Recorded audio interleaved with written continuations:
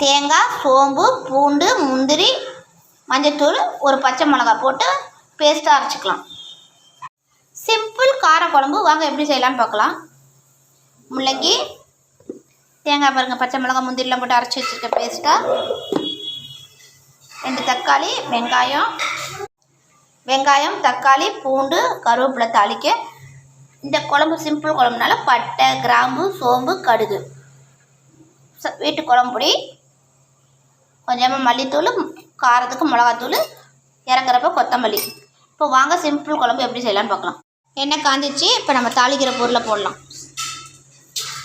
பட்டை, கிராம்பு, சோம்பு, கடுகு. நான் பச்சை மிளகாய் பேஸ்ட்டே அரைச்சிட்டேன்.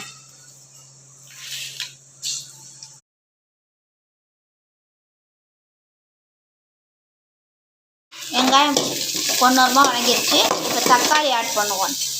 உப்பு போட்டு நல்லா முள்ளங்கி வணங்கிடுச்சு பாருங்கள், தக்காளியோட முள்ளங்கி.